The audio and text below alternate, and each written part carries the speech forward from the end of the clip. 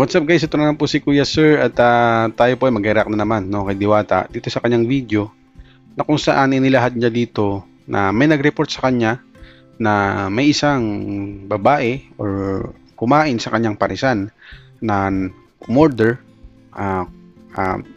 kumuha ng picture doon sa in-order niyang pares at hinintay itong madapuan ng langaw. So panoorin natin guys yung statement ni Diwata. Ano yon? Ano yung ano? Anong balita dyan? Ano yan? Anong balita? Maganda po. Anong balita?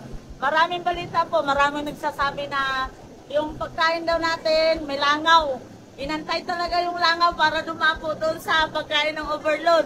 Tapos pinicturan. Pero salamat kay Madam. Kasi nakita namin. Ang daming naninira, no? Ganito.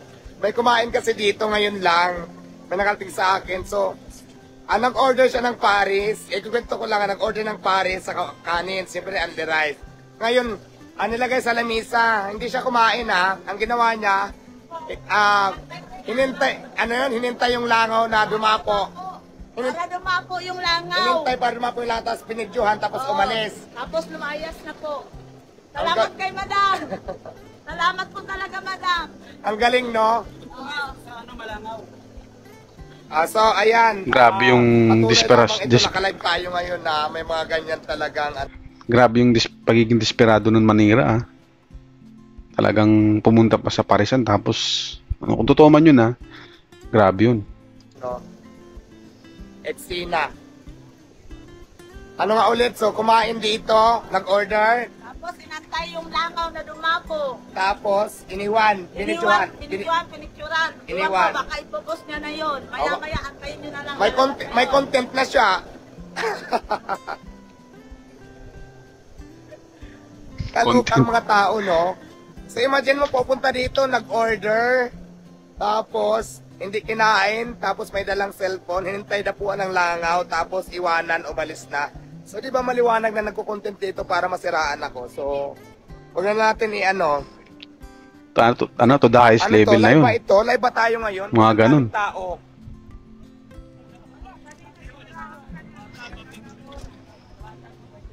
Ay, magandang hapon.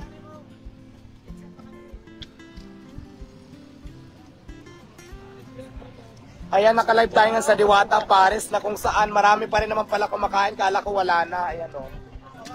Selfie naman. Selfie ha. 1, 2, 3. Sige po, picture tayo. Bawal akong halikan na, picture lang. Bata dito tingin, no? 1, 2, 3. Yun. Sige, picture tayo. Mag-hello ka na rin, naka-live tayo. Galing pa kami Cagayan de Oro City. Shout out sa Taga CDO, shoutout sa inyo. Wapaha, oo. Sabi saya. Jinsan, shout out. Nakati ako ng Jinsan. Dito, basta Bisaya. Asa ng kamera ka? Hala, basta Bisaya, guwapa. Uy, di atay. Sige, picture ang bata. Picture. Pwede. Time check tayo. Nakapulo na si Diwata, hindi na sando. Hapon, so ang daming tao sa Diwata, Paris ha. So ibig sabihin, hindi totoo na wala nang kumakain sa Diwata, Paris. Tanging mga vlogger lang na naninira yung nagsasabi nun. So anong tawag natin sa mga tao na to? Diwata pa picture. Sige, picture. Bawal akong halikan na. Bawal akong halikan. Diwata pa picture. Sige, video Sabi, tayo. video. Sabi nila di masarap yung pares mo pero natikman ko. Napakasarap. Solid. Masarap daw. Huwag mo kumikit ha. Yun na, okay na. Nakalive ako eh. Nag-agusan ba? Agusan, shout out. Hello, Agusan. Nag-agusan ko sa Bayugan. Kasi picture ko kayo. Sige ho. Salamat. Alam niyo kung bakit ako nag-live? Kasi actually matutulog na sana ako. Kaya lang mayroong customer na concerned citizen lumapit sa akin, nagsabi sa tao ko na Diwata, may kumain, nag-order, tapos hindi naman kinain, nakatingin lang, tapos may video na camera, tapos nakabidyo yung pagkain na order niya, hindi niya kinain, nakabidyo, tapos nung may dumapo na langaw, binidyohan sabay umalis. So maliwanag, di ba? Maliwanag. So may content na naman siya. Ma-upload na naman yan for sure. Masarap naman ah. Ang galing. Ano ate? Masarap. Oh, masarap daw ha. Hindi ko na nilagyan ng ano eh. Sauce eh. So ayan. Mga Bisaya, guwapo. Kada nga, ito nga kasi dapat matutulog na ako. Mayroon kasing customer daw ko no, nagpapanggap, nag-order ng Paris. Tapos, ang ginawa, pagka tanggap niya ng order, nilagay sa lamisa, tapos hindi na naman kinain. So may dalang cellphone, hinintay na dapuan ng langaw.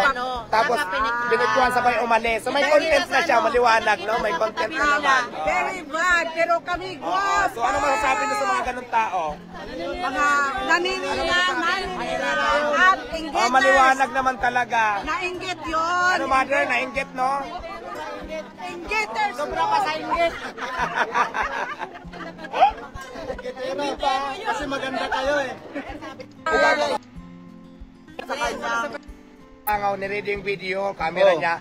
Nung mayroon ng Mga basher yan. Mayroon ng nakita na may langaw, binidyohan tapos So yun guys, hindi natin tatapusin yung video. So alam naman na natin yun, yung context nung video nito ni Diwata. So unfortunately, may mga nag-upload daw, ay may isang tao daw na order at order ng pares, hinintay na may dumapong lamok and then pinicturan, no, or binidyohan.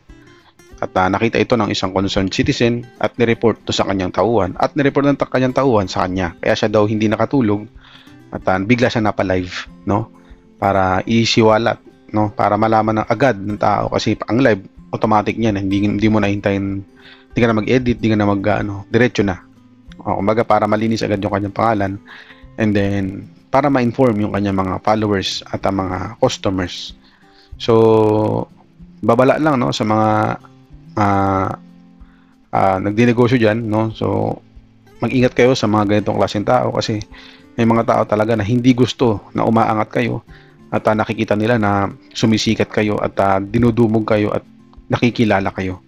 So, may mga ganun talagang tao. Hindi natin mapiplease lahat ng tao na gustuhin ka. So may mga tao din naman na hindi ka na gusto ka pang pabagsakin. So ingat-ingat lang tayo guys, na maging vigilant tayo sa mga ganung klaseng tao para mapapaghandaan natin if ever, no.